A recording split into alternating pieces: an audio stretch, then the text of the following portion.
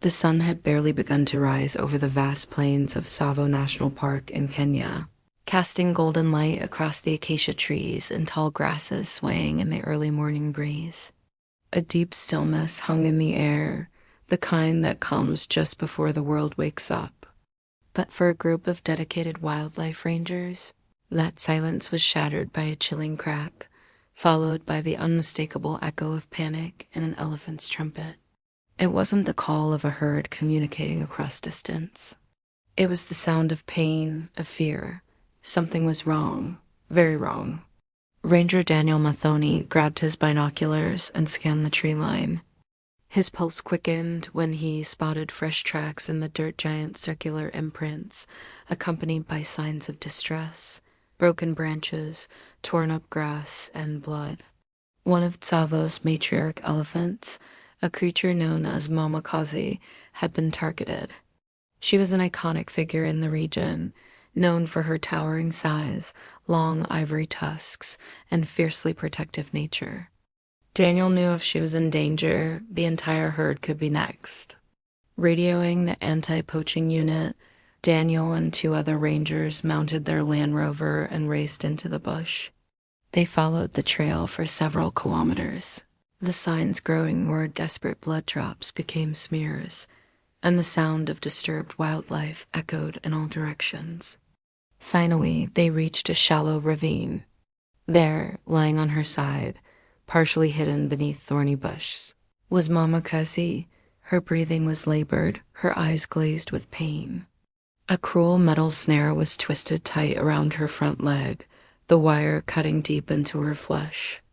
The rangers froze, not just because of the horrifying sight, but because poachers often use such traps not just to catch animals, but to bait rescuers.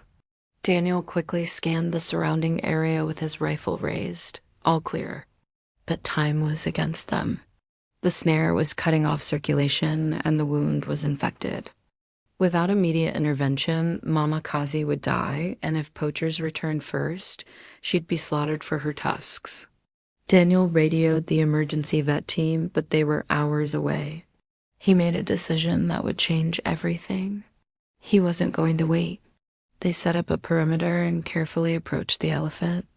She stirred weakly but didn't resist. It was as if she knew they were there to help. Daniel knelt beside her massive leg and inspected the wound. The snare had been twisted multiple times, likely by her own frantic attempts to escape. Blood mixed with dirt oozed from the deep cuts. Using wire cutters and bolt pliers, the rangers began the painstaking process of uncoiling the trap. Each movement had to be precise. A startled elephant could react unpredictably, and even a wounded one could kill with a single movement. But Mama Kazi stayed still, her giant eye watching Daniel as if willing herself to trust him.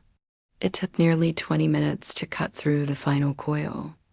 The wire snapped back, and Daniel tossed it aside with a grunt. The snare was off, but the real danger was infection. Without antibiotics and proper cleaning, she still wouldn't survive. Just then, a whir of helicopter blades echoed across the plains. The vet team had arrived. A tranquilizer was carefully administered, and the elephant was put under full sedation so the wounds could be treated. They cleaned the gashes, applied medicine, and injected her with antibiotics and painkillers. The process took 2 hours. When it was over, the vet gave a cautious thumbs up. She's got a chance. The team stayed with her for several more hours, monitoring her vitals and ensuring the sedation wore off safely. As the sun began to dip low over the horizon, Mama Kazi stirred. Her ears twitched, then she shifted, slowly rising to her feet with a trembling but determined motion. The moment she stood, the rangers stepped back and held their breath. Would she charge in confusion, retreat in fear? She did neither. She lifted her trunk, curled it toward Daniel, and let out a low rumble. It was the sound elephants make to acknowledge each other. Then, slowly and majestically, she turned and walked back into the wild, disappearing into the setting sun with the regal power of a queen reclaiming her kingdom. Word of the rescue spread fast. Footage of the operation, recorded by drone and ranger body cams, went viral, shared by conservationists, celebrities, and animal lovers around the world. The image of Daniel crouched beside Mama Kazi's massive leg, cutting the wire with sweat dripping down his face, became a symbol of resistance against poaching. Donations flooded into Tsavo's conservation fund. Volunteers signed up in record numbers. And Mama Kazi's story was used in schools and documentaries to show what courage, compassion, and action could do in the face of cruelty. But Daniel didn't want fame. When asked by a journalist why he risked everything for one elephant, he simply said, "Because she matters. They all do."